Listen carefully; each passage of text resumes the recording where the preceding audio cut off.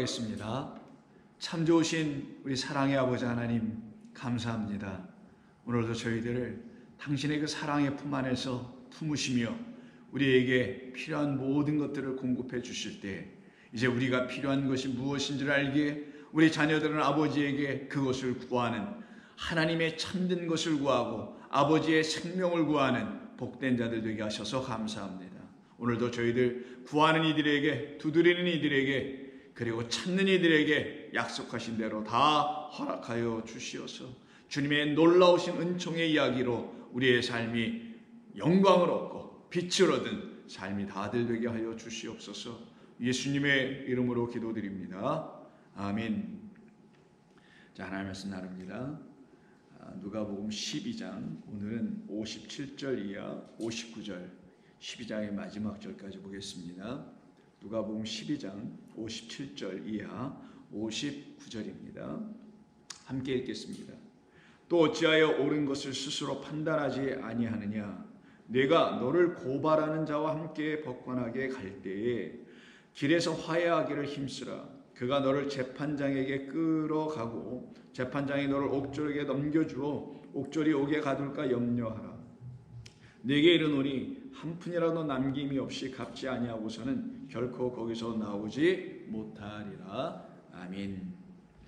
우리 주님께서는 그 윗절인 54절과 56절, 우리가 지난 이틀에 걸쳐서 살펴보았던 그 말씀을 통하여 그 서쪽에서 떠오르는 구름과 남쪽에서 불어오는 그 바람, 이것이 무엇을 의미하는지 우리에게 가르쳐 주셨던 것이죠. 그 구름, 비를 담고 있는, 곧 물을 담고 있는, 곧 하나님의 진리의 말씀이 우리 가운데 부어져야 될 그 생명수를 담고 있는 그 구름은 결국 뭐와 함께 동반되는 것이냐? 우리에게 들어올 수 있게 되고 찾아오게 되는 것이냐? 바로 우리 주님이 우리에게 다시 찾아오심을 설명하는 것인데, 바로 다름 아닌 약속하신 대로 바로 남풍이라고 표현되어 있는 바람인 성령을 통하여 우리에게 그 생명의 주 하나님의 불로 이 땅에 오신 말씀은 우리에게 들어오게 됨을 가르쳐 주신 것이죠. 그것이 이루어지지 않은 자들을 갖다가 외식하는 자들이라고 하는 거예요.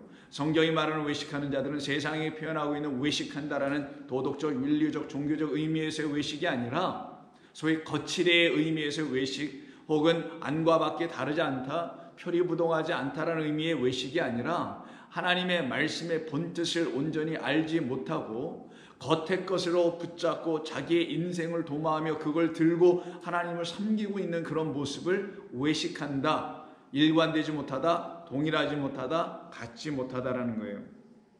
그런 상태에 있는 그런 우리들을 거기서 끄집어 내주시려고 이와 같은 말씀을 주시면서 결국 우리로 하여금 분별할 수 있는 자가 되게 하죠. 하나님의 말씀이 우리를 시험합니다. 그것은 우리로 하여금 우리가 갖고 있는 거짓된 옛것이 다 도말되고 태워 없어지게 하는 하나님의 불로 이 땅에 오신 그리스도로 말미암아 하나님의 말씀이 온전히 이제는 정금처럼 딱 우리 손에 들려지게 되는 거예요. 그래서 요한계시록 보면은 우리라는 성과, 그리고 우리라는 하나님의 새 예루살렘 성을 딱 측량하라 하시는 하나님의 말씀 속에 금 갈대자로 재는 것이 나옵니다. 그때 금이 나오죠. 그 금이 바로 하나님의 말씀을 의미하는 거예요. 변개되지 않고 왜곡되지 않은, 누구에 의해서, 무엇에 의해서? 하나님에 의해서, 성령에 의해서 완전히 seal되어 있는 것이죠. 인봉되어 있는 것이죠. 그리고 그 인봉된 것이 금갈대자로 기록된 것이니 곧 하나님의 변개될 수 없는 진리의 영, 하나님의 영으로 우리에게 말씀하고 있는 것이니 그대로 우리에게 들어와야 되는 거죠.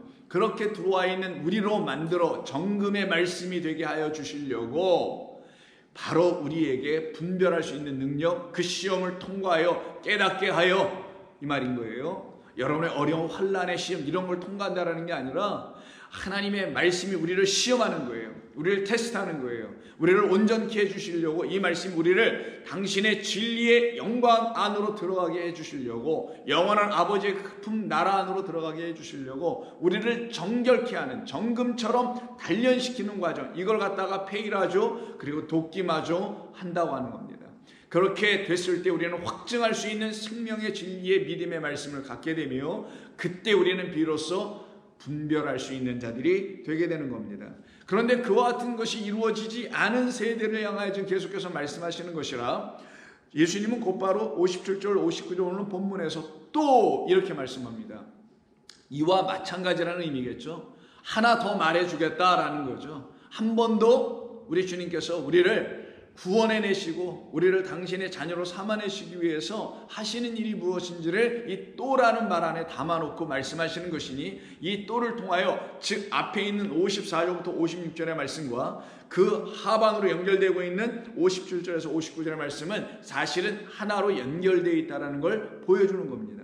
그러면서도 불구하고 57절부터 59절에서는 54절과 56절의 그 앞부분에서 언급하지 않은 다른 부분을 언급하시면서 우리에게 또다시 하나님의 뜻과 마음 안에 담겨있는 진리를 들추어 보여주시기 시작하십니다.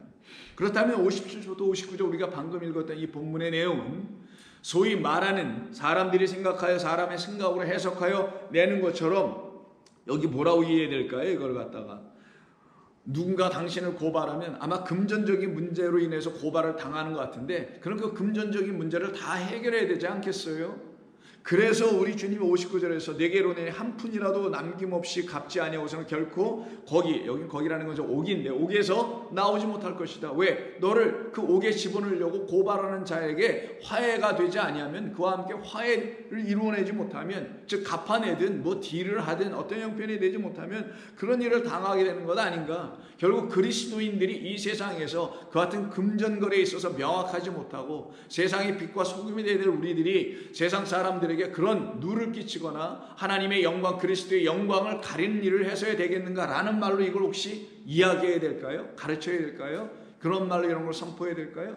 자, 우리 사랑하는 좋은교회 성도 여러분들께서는 이 말씀이 그런 뜻을 담고 있는 정도의 것으로 우리 주님이 말씀하시려고 하셨다면 우리 주님이 굳이 이 세상에 오실 이유가 없죠. 그는 이 세상 사람 그 누구도 할 수 있는 말이며 그 누구도 가르칠 수 있는 말이잖아요. 그러나 우리 주님은 아버지를 가르치시는 거고 하나님의 영광의 말씀의 빛이 우리 가운데 비치게 해주시려고 이 땅에 오신 것이니, 하늘의 뜻을 우리에게 들춰주시려고 하시는 목적으로 이 말씀을 하신 것이 분명함을 믿고, 그런 사람들, 바로 그런 믿음을 갖고 있는 사람들은 두드리고 찾고 구하게 되어 있지 않겠습니까? 그럼 구하게 되는 사람들은 이 말씀을 허투루 읽지 않고 세세히 읽고 의문을 갖고 읽고 뜻을 묻기 위해서 질문을 가지고 주 앞에 엎드리기 시작할 겁니다. 그들에게 하나님의 말씀은 들려지기 시작하며 그들에게 하늘은 열려지기 시작하게 됩니다. 그러면 우리 주님께서 오늘 57절에서 말씀하시는 것을 다시 한번 읽어봅니다. 무엇을 뜻하시려고 하셨는지를 우린 다시 들어봐야 합니다. 또 어찌하여, 왜라는 뜻이에요. 왜, T인데 왜냐 이런 why를 묻는 거예요. 왜? 너희들은 2인칭 복수예요. 너희들은 그러면 모두예요. 그냥 하나님 한 분 빼놓고 모두, 이게 다 그분, 당신, 자신, 에고라는 당신 한 분과 나라는 아이라는 당신 한 분과 그리고 그로부터 나온 나머지 모든 피조된 것은 너라는 관계잖아요. 당신에서 나온 그 아이에서 나온 우리를 너라고 하는 거예요. 그러면 이 모든 만물 피조된 우리들에게 하시는 말씀, 어찌하여, 왜? 너희들은 여기 우리 본문에서는 옳은 것을 스스로 판단하지 아니하느냐고 했지만 본래는 이렇게 된 것이 아니고, 너희들은 어찌하여, 왜? 그들 자신들로부터, 이런 말이 있어요. 그들 자신들로부터 옳은 것이 아닌 의로운 것, 디카이오스입니다. 디카이오스는 의로운이라고 번역해야 되는 게 맞는 거예요. 그 의로운 것, 그 의로운 것을 판단하지 아니하느냐, 이런 말이에요. 다시 한번 보십시오. 들어보세요. 어찌하여 너희들은 그들 자신들로부터 이렇게 되겠죠. 그들에게서 뭔가 분리되는 것이죠. 그들이 갖고 있는 어떤 것들로부터 그 옳은 것 하나, 그것을 크리노인데 여기 판단하다는 말로 번역한 건 크리노하지 않고 있느냐라는 얘기예요. 그것을 하지 못하고 있기 때문에, 그 내용은 잠시 뒤에 설명해 드릴게요. 그 옳은 것을 판단하지 못한다는 말의 의미가 무엇인지 좀 더 설명하기로 하고 일단 넘어갑니다. 그런 이유로 인하여, 판단하지 못하기 때문에, 못한 이유로 인해서 너희들을 고발하는 자가 너희들에게 찾아올 것이다. 그리고 너희들을 고발하여 법관 재판장에게 데리고 갈 것이다. 그런데 너희들은 그가 너희를 재판장에 데려가는 그 와중에 그 길 선상에서 그와, 여기는 화해라고 했지만 화해 아닙니다. 화해하기를 힘써라. 일단 이대로 읽어볼게요. 이렇게 지금 말씀하시는 거였는데, 자, 하나하나 그럼 좀 더 두 번째 단계로 여러분을 제가 모시고 다시 들어갑니다. 한 단계 한 단계 이걸 들어야 돼. 그렇지 않으면 여러분 이거 이해 못합니다. 우리 주님이 무엇을 말씀하셨는데 그 우리 주님의 의도대로 못 읽으면 우리는 잘못 읽고 왜곡하는 자, 이 말을 내가 변개하고 싶지 않아도 변개하는 적그리스도가 되는 거예요. 그래서 이걸 잘 읽어야 되는 겁니다. 자, 그럼 두 번째 단계 다시 들어갈게요. 원래대로 번역합니다.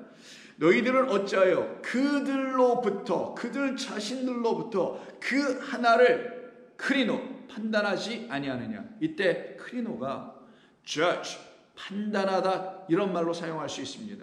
두 번째는 decide, 결정하다라는 거예요. 그럼 이 크리노는 어디서 주로 많이 쓰냐? 두 갑과 을이 법적인 문제로 쟁투하고 다툼이 있을 때 재판관 앞에 법정에 가서 그들이 자기들의 입장을 서로 변론하는 그 과정에서 재판장이 최종적으로 양쪽을 다 들어보고 이건 이런 거였구나 하고 명확하게 정의롭게 온전하게 바르게 판단할 때 쓰는 말이 크리노예요. 그럼 그가 판단한 그 끝에 어떤 것을 decide 하려면은 뭐부터 시작해야 되겠어요? 그 원고와 피고가 무엇을 말하는지 명확하게 잘 듣는 것부터 시작해야 되겠죠. 그것을 온전히 듣지 않고 대충 들어버리고 난 내 맘대로 하면 그냥 나한테 뇌물 준 사람한테 내가 그냥 이렇게 판단해 내려줄 거야 라고 하는 그런 불의한 재판정이었더라면은 그는 듣는 것부터 하지 않았을 거예요.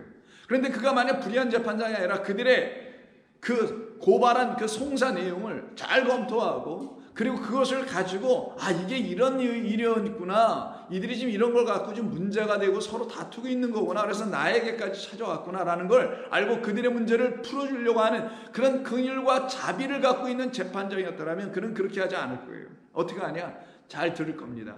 그리고는 최종적인 결정과 그리고 마지막 단계의 판단 그리고 심판 할 때에 최종적인 결정을 내리기 전에 그가 먼저 해야 될 게 뭐냐? 이 크리노의 본래의 뜻, 문자적인 진짜 의미, 영어로 먼저 말씀드릴게요. Come to a choice. Come to a choice예요. 그게 뭐냐면 하나의 선택에 이르다, 하나의 선택을 하는 것에 다다르다. 양쪽 피고와 원고의 말, 변호사의 말 다 들어봤어요. 그리고는 재판관이, 판사가 이제 이건 이런 거구나 하고 한 결론에 이르는 거예요. 그 한 결론은 하나를 딱 선택하는 거예요. 두 개를 선택할 수 없어요. 왜? 두 사람이 서로 논쟁을 하고 그 송사의 내용을 갖고 왔지만 하나를 선택해 줘야 되는 거거든요. 누가 뭔가를 어떻게 했든 결론은 하나로 나와야 돼요. 그래서 하나를 택하는 것, 하나의 결론에 이르는 거예요.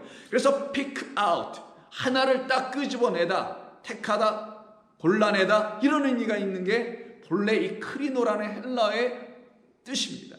그러면 너희 모두가, 다시 한번 해석해 볼게요. 너희 모두가 그들로부터 그 옳은 것 하나를, 본래 의미, 그 옳은 것 하나를 제대로 바라보고 그리고 그게 진짜 옳은 거구나 라고 생각하여 come to a choice, 그 옳은 것 하나, 그 초이스는 옳은 것이니까 그 올바른 그 초이스 그 하나를, 그 택해야 될 그 하나를 딱 택하여내지 못하고 있구나라는 뜻이에요. 이게 본래가. 그러면 옳은 게 뭘까요? 성경이 말하는 옳은 게 뭐예요? 의롭다, 의로운, 이런 말인데 의로우신 분은 하나님 한 분이십니다. 이 세상엔 의로운 게 없어요. 하나님이 갖고 계신 그 의를 갖고 있잖아요. 세상은 인간의 수준과 인간의 기준에 의해서 이 정도면 의로워, 그래서 이 사람은 의인이야, 뭐 이렇게 부르는 그런 차원의 의들은 있지만, 그러나 상대적인 의요, 절대적인 의가 아니란 말이에요. 절대적인 의, 곧 어느 것과 견질 수 없는 단 유일한 하나의 의가 있는데 그게 무엇이냐?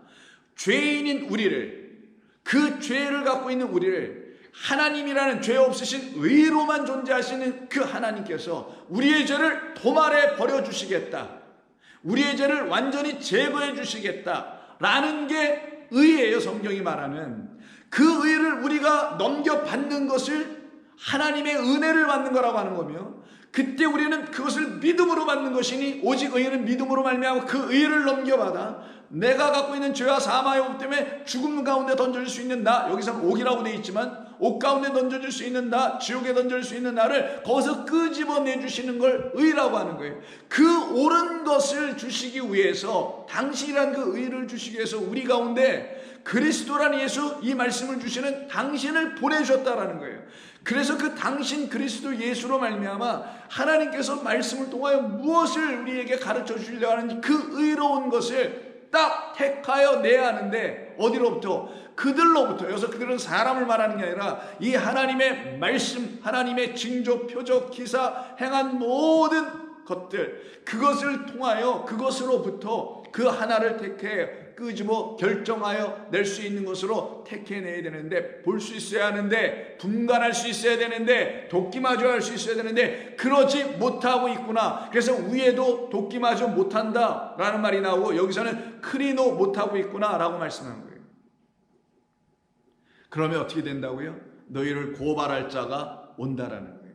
그래서 여기서 사용된 지금 크리노가 어디서 사용된지, 맨 처음에 사용된 데가 복음서 중에서 마태복음을 되니까 마태복음 어딘가 있겠죠. 가장 처음으로 사용된 것이 산상수훈 마태복음 5장 40절에 있습니다. 여러분 너무나 잘 아시는 말씀이에요. 여기 그런 말이 있는지 한번 보세요. 또 너를 고발하여 속옷을 가지고자 하는 자에게 겉옷까지 가지게 하라. 여기 어디 좀 전에 말하는 것처럼 우리 누가복음에서는 판단하다라는 말로 번역을 했는데 그런 말이 있던가요? 그런 말 없어요. 너를 고발하여 속옷을 가지고자 하는 자에게 겉옷까지 가지게 하라. 가장 가까운 말은 아마 법적 용어로서는 고발하다라는 말이 아마 크리노가 될 가능성이 있겠죠. 맞아요. 이것이 본래 크리노입니다. 근데 여기서는 고발이라고 했네요. 이건 고발이라고 번역할 수 없는 거예요. 본래는 이건 뭐라고 번역하냐면, 너를 누군가가 와서, 고발이 아니라 내가 갖고 있는 그 속옷을 택하려고, 크리는 뭐라 그랬어요? 그것이 그에게 하나의 초이스예요. 그래서 그걸 택하여 그걸 가지려고 마음으로 결정을 했어. 그리고 그걸 달라고 얘기하는 상황이에요. 그걸 택하러 왔다라는 거예요. 그걸 초이스로 자기가 선택하려고 하는 마지막 최종적인 품목 하나로 딱 가지려고 하더라는 거예요. 근데 그에게는 없고 누구에게? 너희들에게 지금 있지 않냐? 근데 그 너희들에게 있는 그 속옷을 누군가 와서 가지려고 한다, 취하려고 한다, 택하려고 한다라는 의미예요. 그래서 여기서 크리노가 쓴 거예요. 이건 고발이 아니에요. 그걸 가지려고 하는 거예요. 택하려고 하는 거예요. 픽아웃 하려고 한 거예요. 그럴 때 그에게 그 속옷만 주지 말고 뭐를 주라는 거예요? 의미상은 겉옷까지 주어라. 그때 여기서 우리 주님 말씀하시는 게 뭐예요? 예수 당신이라는 겉옷이 아니고서는 그 안에, 당신 안에 담겨있는 속옷으로 여기서 설명되고 있지만, 속옷의 진짜 의미는 당신 안에 있는 생명의 말씀인 하나님의 기름 부음이 있는 그리스도 진리를 너희들은 이렇게 속으로 갖고 있어서 그걸 누군가 갖겠다고 해서 달라고 한다면은 그에게 그것만 넘겨줄 수 없지. 너희들에게도 마찬가지로 나라는 예수가 너에게 와서 내가 말하여 그 말 겉의 뜻을 가지고 그 말 안에 담겨있는 진리인 속옷, 곧 너희를 온전케 하는 복음을 너희가 들었자니, 그 복음이라는 속옷, 진리라는 속옷, 그리스도라는 속옷을 나 예수라는 하나님의 말씀으로 말미암아 너희들이 갖게 된 것처럼 그에게도 먼저 줘야 될 것이 무엇이냐? 바로 겉옷부터 주는 거야. 그로 하여금 겉옷, 하나님의 변개되지 않은 진리의 말씀으로 오신 예수를 먼저 취하게 해. 그리고 예수를 취한다는 건 그의 무릎, 발 앞에 가서 앉게 해주는 거야. 그리고 마리아처럼 그 발치에 앉아서 그 말씀을 듣는 거야. 그러면 그때 어떻게 되냐? 그들이 드디어 너희들과 마찬가지로 나의 안에 있는 그 속옷이라고 표현되어 있는 진리를 속으로, 말 그대로 너희들의 심령 안으로 다 취하게 되지. 그것 하나를 택할 때 쓰는 말이 크리노예요. 그럼 여긴 고발하는 게 아니라 그 하나를 택하여 취하여 내는 것이죠. 그걸 지금 어떤 사람들이 와서 하려고 했다라는 거예요.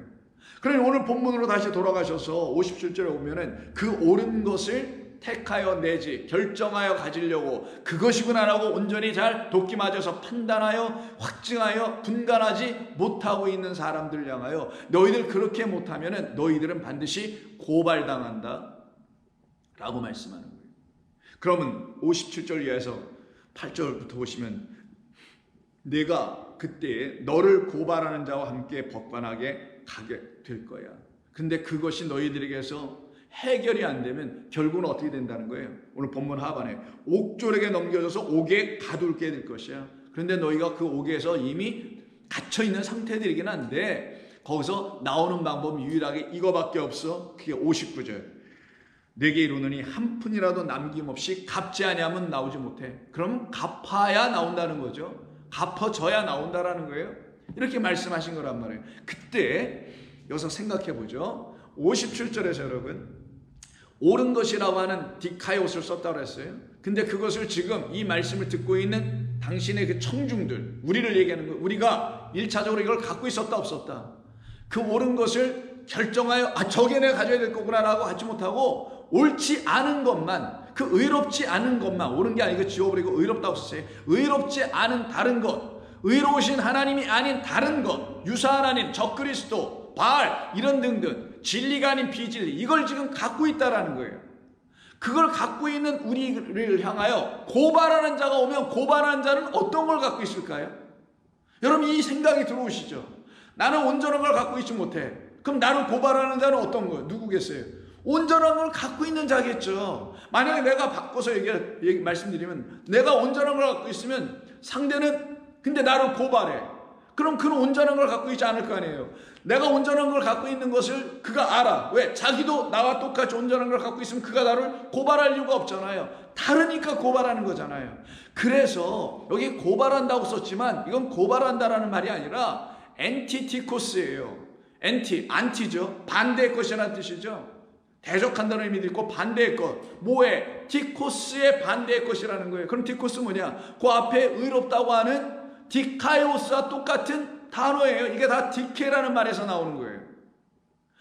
여러분이 하나님의 말씀을 대충 들으시면 절대로 이해가 안 됩니다. 특별히 제가 설교하는 모든 말씀들은 집중해서 좀 들어주시라고 간곡히 부탁을 드려요. 그래 여러분의 마음 안으로 들어오게 되어 있기 때문입니다. 제가 간곡히 부탁을 드리고 최선을 다해 설명을 드리는 거니까 여러분 꼭 잘 들어주시길 부탁드립니다. 자, 그럼 계속하죠. 위에서 57절에서 그 의로운 것을 갖고 있지 못하죠. 근데 밑에 58절에서는 그 의로운 것을 갖고 있지 못한 그들, 너희들이라는 그들, 우리들을 향하여 고발하는 자가 탁 나와요, 하나가. 그럼 그는 뭘 갖고 있겠다고요? 갖고 있으니까 고발해? 올바른 걸 갖고 있으니까 고발하겠죠. 왜? 그 옳은 것, 즉 의로운 걸 가지고 의롭지 못한 것을 갖고 있는 우리, 그래서 의인이 아닌 죄인인 상태에 있는 우리를 그가 와서 어떻게 한다는 거예요? 구원하시겠다라는 의미가 이 고발하고 옥에 넘기고 한다는 의미인 거예요. 그럼 그는 누구인가? 이 본문에서 그는 그리스도 당신을 얘기하시려고 했던 거예요. 당신 예수님이 우리에게 오셔서 어떻게 하십니까? 고발하죠. 바리새인들 설교한들이 그래서 불편했잖아요. 하나님의 말씀을 가지고 예수님께서 하신 일이 뭐예요? 너희들 율법이 그런 걸 말하는 거였느냐? 금식 그런 거 하는 거야? 기도 그런 거 하는 거야? 구제 그렇게 하라는 거야? 아니잖아 라고 전부 다 어떻게 해요? 그들이 갖고 있다라는 그들의 깨달음이라는 그 의롭다라는 거, 그들을 의롭게 만들었던 어떤 깨달음, 어떤 행위들, 어떤 신앙적 어떤 열매들, 이런 걸 예수님이 어떻게 해요? 정면으로 가서 부딪혀서 다 파헤쳐버리고 깨트려 버리시잖아요. 그래서 바리새인들은 그런 예수님을 싫어했던 거 아닙니까? 미워했던 거 아니에요? 십자가의 모습을 해서 박았던 거 아닙니까? 그러니 고발한다라는 이 고발자가 갖고 있는 안티티코스는 말 그대로 의롭지 않은 게 아니라 의로운 것을 갖고 있는 당신 그리스도를 말하는 거예요. 그가 와서 우리 생각에는 의롭다고 하는 것을 갖고 있는 우리에게 와서 너가 정말 갖고 있는 게 의로운 참된 진리의 말씀이더냐? 하나님 맞냐? 아니면 저 사탄 마귀 너는 그들을 너희들의 아버지라고 혹시 부르고 있는 건 아니냐? 라고 우리 주님 말씀하시는 거예요. 근데 이것을 깨닫지 못하고 이것을 이렇게 말씀하시고 우리 주님 영접하지 못하면 어떻게 된다고요? 옥졸에게 붙잡혀서 옥에 갇히게 된다는 거예요. 그러면 우리 주님께서 이 땅에 오셔서 우리 주님이 가르쳐 주신 말씀과 행하신 모든 일들 속에는 옥에 갇히는 이야기들이, 어둠 속에 던져지는 이야기가, 지옥에 갇혀버리는 이야기가 있지 않겠습니까? 한번 살펴보지요. 여러분 잘 아시는 마태복음 18장에 보면은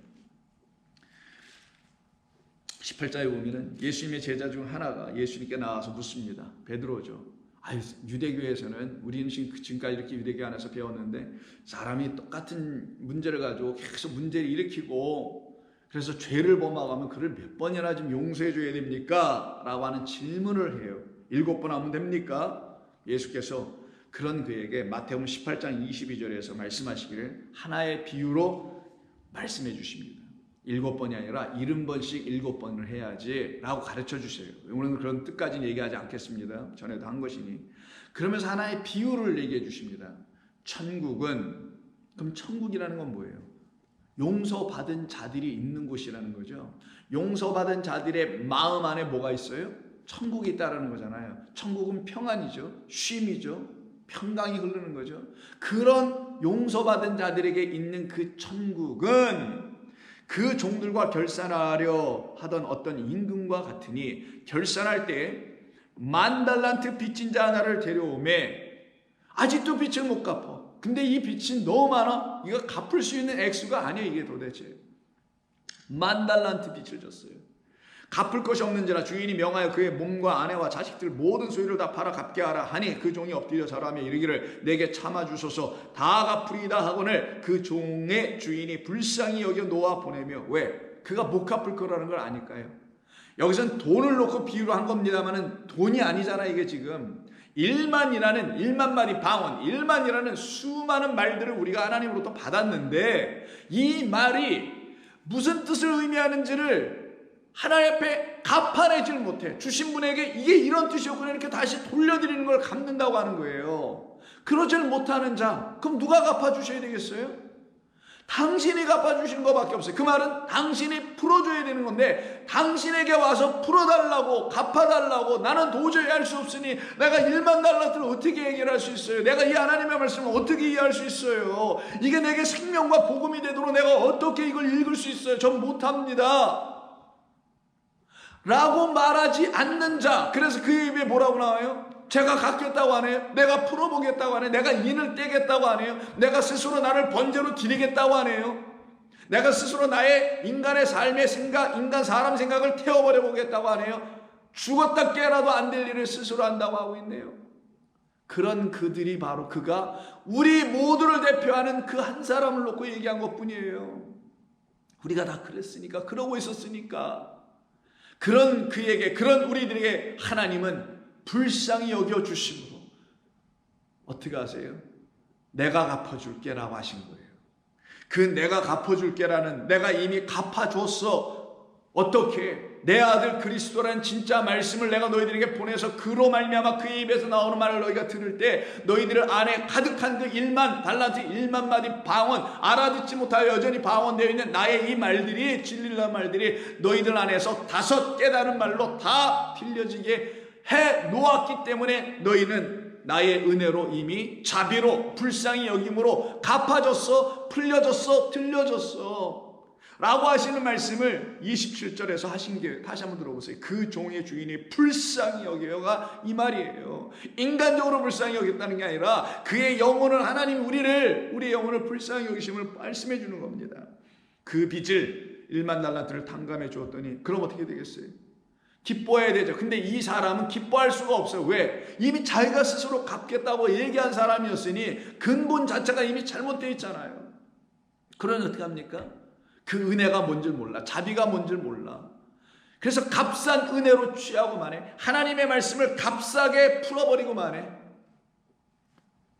이런 자로 살아가는 어떤 사람들을 이 사람을 통하여 반추에 보여주는 겁니다. 28절 그 종이 나가서 자기에게 100데나리온 빚진 동료 한 사람을 만나 붙들어 목을 잡고 이르되 빚을 갚으라. 만과 만이 주르면 천, 천이 주르면 백, 백이 주르면 열, 열이 주르면 하나예요. 다 같은 거라고 그랬죠. 그래서 이에게 100을 진 자는 곧 자기가 10,000달란트 빚을 진 그 주인과 같은 관계에 있다는 걸 좀 설명해 주는 거예요. 똑같다라는 거예요. 같은 메시지를 주시는 거예요. 우리 주님은. 진리가 풀려지지 않고 있는 상태로 살아가고 있는 어떠한 사람이 있다라는 거예요. 그럼 그에게 어떻게 해야 되겠어요? 나 이제 하나님의 은혜로 우리 하나님께서 당신의 아들 그리스도란 진리의 말씀을 보내주셔서 그로 말미암아 말씀을 듣다 보니 그를 경청하다 보니 내게 있는 빛이 다 풀려져서 나는 이제 해방되었어. 나는 이제 풀려졌어. 오늘 본문에서 화한다는 말이 본래는 풀려지는 거예요. 다 풀려졌어. 탕감됐어. 라고 얘기해 줄 수 있었어야 되는데 이는 탕감이 안 된 자예요. 그러니 어떻게 하겠어요? 그의 멱살을 붙잡고 빛을 갚으라고 얘기하겠죠. 허락하지 아니야. 그 동료가 엎드려 간구하여 이르되 나에게 참아주소서 갚으리이다 하되 허락하지 아니하고 이에 가서 그가 빚을 갚도록 옥에 가두거늘. 이 모든 사실 동료들을 통하여 그 주인이 듣게 됐을 때 그 주인이 그 사람에게 1만 달란트 빚졌다가 탕감받은 그에게 하시는 말씀이 33절 내가 너를 불쌍히 여김과 같이 너도 내 동료를 불쌍히 여김이 마땅하지 아니하더냐? 내가 너에게 그 1만 달란트를 풀어준 것처럼 내 모든 말들을 너에게 진리 그 하나로 들려준 것처럼 너도 그렇게 해야 되는 것이 마땅치 않느냐? 근데 내가 그렇지 못하였도다. 내가 돕기마저 못하였도다. 오늘의 본문에서 내가 크리노하지 못하였도다. 내가 그 참된 의로운 것 하나를 택하여 내지 못하고 있구나. 내가 너를 불쌍히 여긴 것 같이 너도 그렇게 했어야 되지 아니하더냐? 주인이 노하여 그 빚을 다 갚도록 그를 옥졸들에게 넘기니라. 너희가 각각 마음으로부터 형제를 용서하지 아니하면 나의 하늘 아버지께서도 너희에게 이와 같이 하시리라.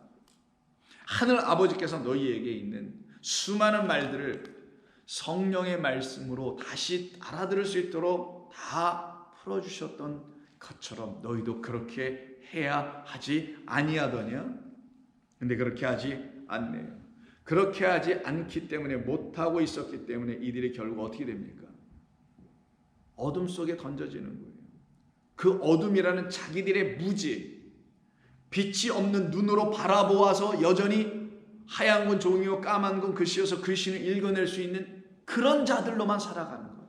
이게 바로 흑암에 여전히 있는 자들이요. 하나님의 그 은혜 안에 있지 않고 그 바깥으로 나와 있는 자들이라고 하는 거예요. 긍휼 그 바깥에 있는 자들이라고 하는 겁니다. 그래서 여러분들이 또 잘 아시는 마태복음 22장을 보시면은 왕의 아들이 혼인잔치를 하게 되는데 많은 사람들을 초대했는데 오지 않죠. 그래서 다 그 초대장 찢어버리고 길거리에다가 종들을 보내서 그 종들로 하여금 아무나 다 들어오게 했더니 많은 사람들이 혼인잔치에 들어옵니다. 22장 9절 네 거리에 길에 가서 사람을 만나는 대로 혼인잔치에 청하여 오라 하는데 종들이 길에 나가 악한 자나 선한 자나 만나는 대로 모두 다 데려오니 혼인잔치에 손님들이 가득한지라 임금이 손님들을 보러 들어올세 거기서 예복을 입지 않은 한 사람을 보고 자기 생각으로 온 거죠. 자기 뜻대로 온 거예요. 뭐라 그랬어요? 악한 대로 선한 대로 너희들이 생각하는 그대로 와. 근데 내가 너희에게 참된 선 안에 있는 그 악이 무엇인지를 내가 너희들에게 일일이 다 비추어 알려줄 테니 그대로 와야 되는데 그렇게 오지 않고 자기의 생각으로 주섬주섬 자기를 잘 단장하고 오는 자, 자기를 의롭게 만들고 오는 자, 자기를 정결케 깨끗하게 하여 그리스도의 하나님의 온전한 신부로 스스로 만들고 오는 자를 갖다가 예복을 자기가 스스로 취한다고 하는 거예요. 어린 양의 피로 그 옷을 빠는 자가 아니고 자기의 의와 헌신으로 생각으로 자기를 깨끗하게 정하게 하여 온 자, 이가 바로 여전히 선악으로 살아가는 자들이죠. 예복을 입지 아니한 한 사람을 보고 이르되 친구여 어찌하여 예복을 입지 않고 여기에 들어왔느냐 하니 그 예복을 입어야 되는데 자기가 만든 예복을 입고 온 거예요. 아무 말도 하지 못하거늘 임금이 사관들에게 말하되 그 손발을 묶어 바깥 어두운 가운데 내 던지라. 거기서 슬피 울며 이를 갈게 되리라. 이가 바로 옥에 들어가는 자, 옥으로 다시 떨어진 자, 그 옥에서 나오도록 혼인잔치로 불러주셨음에도 불구하고 거길로 들어오지 못하는 자가 되어버리는 거예요. 바로 이와 같은 상태로 떨어지는 자. 25장 가면 달란트 비유 있죠. 5달란트, 2달란트, 1달란트. 그 중에서 1달란트 받은 사람들이 또 유사한 일을 하죠. 그래서 그에게도 또 어떻게 합니까? 28절 보시면 그에게서 그 1달란트를 빼앗아 10달란트를 가진 자에게 주라 명하시고 무릇 있는 자는 받아 풍족하게 되고 없는 자는 그 있는 것까지 빼앗기리라. 5, 2, 하나는 하나님의 말씀이었잖아요. 근데 그것을 온전히 이게 이런 거였군요 라고 내놓지 못하는 그 1달란트 받았으나 또 다른 하나를 갖고 오지 못하는 그를 놓고 30절에서 이 무익한 종을 바깥 하나님의 긍휼로 그 자비로 불쌍히 여김으로 그래서 당신께서 우리에게 스스로 당신이 스스로 그 모든 말씀들을 풀어 깨달아 알게 해주시는 그 은혜 안에 들어오지 아니하고 자기가 스스로 뭔가를 하려고 하는 자들의 모습을 놓고 그들의 결국은 그래 그럼 너희들 스스로 내 밖에 가서 해봐. 내 은혜 밖으로 한번 나가서 해봐. 바깥 어두운 데로 내쫓으라. 거기서 슬피 울며 이를 갈리라. 라는 이 상태로 이도 떨어져 버리게 되는 것입니다. 결국은 뭐겠어요?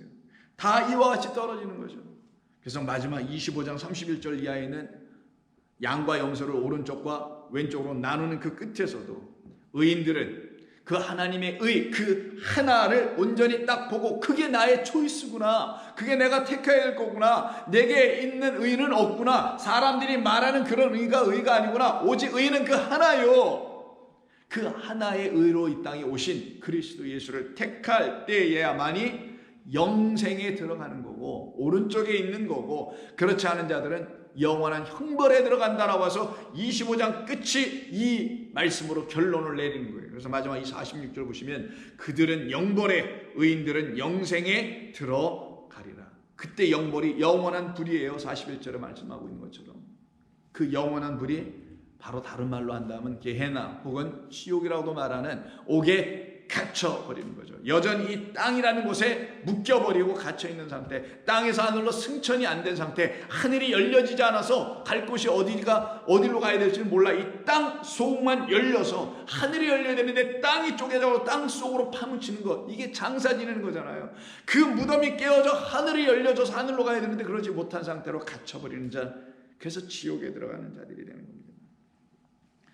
이러한 이들에게 우리 주님은 말씀하십니다. 오늘 본문에서 다시 돌아와서 보시면 내가 바로 그러한 너희들, 사실 다 옥 가운데 바깥 어두운 가운데 던져져 있는 너희들, 빛이 없는 곳에서 신음하고 있는 너희들, 그 너희들에게 내가 찾아와서 지금 이 말을 주고 있는 거야. 이 말을 통해 깨닫게 해주려고 하는 거야. 내가 갖고 있는 그 안티디코스는 너희들의 입장에서 볼 때는 그 디코스가 아닌 다른 걸 갖고 있네라고 너희들이 보지만 내가 너희에게 다시 말하노니 그 너희들이 나를 잘못 보았기 때문에 그런 것이요 내가 너희에게 나의 안에 있는 빛을 너의 눈에 넣어주면 내가 비로소 너희 안에 있는 더럽고 가증한 그것들을 다 보게 되겠지. 그러면 그것이 바로 진짜 안티디코스, 의롭지 아니한 것을 알게 될 것이며 비로소 너희들이 눈을 뜨고 나를 보면 하나님의 의로우신 하나님의 아들로 우리에게 보내심을 받은 분은 저분이구나, 그리스도 예수구나라는 걸 너희가 비로소 알아볼 수 있을 것이다. 그때 내가 너희에게 찾아와서 너희를 고발하려고 하는 것이 아니라 너희를 그 옥에 들어가게 하지 아니하려고 너희에게 있는 그것을 풀어주려고 한 것 아니니. 그래서 누가복음이 이렇게 끝나는 거예요. 바로 그 옥에 갇혀있다가 여전히 또 그 옥이라는 세상으로 돌아가고 있는 엠마오로 가는 소위 두 제자에게 그 찾아가셔서 그들을 묶여있는, 그들을 묶고 있는, 꽁꽁 묶고 있는 그들을 거기서 풀어내주죠. 그게 뭐예요? 무지와 비진리와 어둠이고 인간이고 육이었던 거예요. 그렇게 예수님을 바라보니 예수님이 자기들 안에서 부활하지 못하고 그들의 안에서 살아계신 하나님이 되계시지 않으니, 부활하신 주님이 되계시지 않으니, 되지 못하고 있으니 그들은 실망과 낙심 가운데서 또다시 땅으로 내려가더라는 거예요. 그게 고향으로 내려간다고 표현한 것뿐입니다. 그들에게 찾아가셔서 우리 주님이 하신 게 뭡니까? 풀어내버리시죠. 그들에게 막힌 담을 헐어버리시고 그들 안에 있는 막혀있는 것을 뚫어버려 주시죠. 그게 바로 하나님의 말씀을 그들에게 풀어주신 겁니다. 그때 그들에게 빛이 들어가죠. 그 빛으로 말미암아 그들에게 찾아오신 주님이 예수가 아니고 우리에게 보내어 주신 분은 하나님의 아들 그리스도였었구나. 주는 그리스도시요 살아계신 하나님의 아들이지 예수라고 고백하지 않게 돼 있단 말이에요. 누가복음 24장 31절 그들의 눈이 밝아져 그인 줄 알아보니 예수는 그들에게서 더 이상 보이지 않더라. 그들이 고백해야 될 분은 예수가 아니요 그 예수를 통하여서 우리에게 나타나신 그리스도를 우리가 만나 당신의 우리에게 주신 하나님의 아들은 그리스도이셨군요 라고 고백을 합니다. 그들이 서로 말하되 그래서 우리에게 말씀하시고 바로 우리가 잘못했으면 그 옥으로 이 세상으로 어두운 데로 계속 갈 수밖에 없었던 우리에게 찾아오셔서 그 길 가운데서 우리를 고발하는 자가 오신 거잖아요. 고발 뭘로? 의의 말씀으로 진리의 말씀으로 우리를 고발한 거 아니겠어요? 내가 갖고 있는 게 진짜 진리더냐? 고발당하는 거죠. 그게 풀려지는 순간입니다.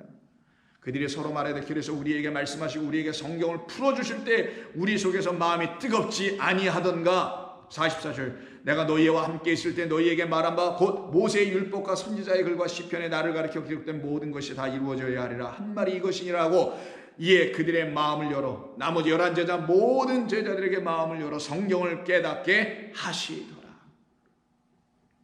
이것이 바로 오늘 본문에서 58절에 보시면 내가 너를 고발하는 자와 함께 벅번하게 갈 때 길에서 화해하기를 힘쓰라 라고 하신 말씀의 의미입니다. 근데 이게 화해가 아니에요. 화해라는 말로 번역하면 안 됩니다. 이거는 아팔라소라는 단어인데 아팔라소는 알라소에서 나온 말이고 이게 아포가 붙은 건데 알라소는 바꾸다, change, 변화시키다, transform 이런 뜻을 갖고 있어요. 뭐뭐로부터라는 아포가 있어요. 강조한 거예요. 반드시 뭐뭐로부터 너희는 바뀌어져야 해. 그래서 여기 아팔라소에는 수동태, 헬라어는 또 중간태라고 합니다만 그런 거 모르셔도 되고 수동적 의미로 써져 있어요. 너 자신을 너는 바뀌어져야 돼. 이런 의미가 돼 있는 거예요. 자, 그럼 이게 뭐냐? 너 자신이 아팔로서 해야 돼. 아팔로스가 뭐냐? 그냥 여기서 뭐 화해하고 하는 게 아니라 풀려져야 돼. 거기서 너희들은 완전히 자유케 돼야 해. 자유케 되지 아니하고 풀려지지 아니하면 너희들은 거기서 나올 수 없어. 이게 무엇이냐? 거짓된 것들에서 떠나 나오게 해주시겠다는 거예요. 의를 택하지 못하고 불의를 택하고 있는 그곳에서 나오게 하겠다는 거예요. 하나님의 말씀을 가지고 나는 의롭게 살아 의로 이렇게 아무리 한다 할지라도 그 1만 마디가 풀려지지 않은 상태에서는 여전히 의로운 것이 무엇인지를 알지 못하는 것. 거기에 묶여있는 그들을 거기서 release 풀어내버리는 걸 갖다 아팔로스라고 해요. 그때 그들에게 먼저 일어날 게 뭐냐? 변화가 일어나겠죠. 하나님의 말씀으로 마음이 뜨거워지는 그 엠마오 제자처럼. 그래서 눈에 빛이 들어와서 비로소 눈이 밝아져 아나블레포하여 위의 것을 진리의 것을 볼 수 있는 자들이 비로소 되는 그 변화가 일어나야만이 거기로부터 자기라는 육의 생각, 이 세상의 종교라는 이 기독교를 포함하여 여기서부터 떨어져 나와 그리스도 예수라는 생명을 향하여 질주하여 달려가는 영혼이 되게 되는 겁니다. 그들이 옥에서 풀려나는 거예요. 그럼 그렇게 하시는 우리 주님께서 우리에게 지금 우리를 어떻게 거기서 풀어내 주시는지는 내일 그 하반절들을 살펴보면서 함께 계속 나누겠습니다. 기도합니다. 아버지 하나님 고맙습니다. 바라고 원하건대 이 땅의 모든 사람들이 이 생명의 말씀을 알아듣게 해 주시옵소서. 이 말씀이 생명을 주는 말씀임을 그들의 눈이 밝아져 다 보고 귀가 열려져 마음으로 다 깨닫게 하여 주시옵소서. 예수님의 이름으로 기도드립니다. 아멘.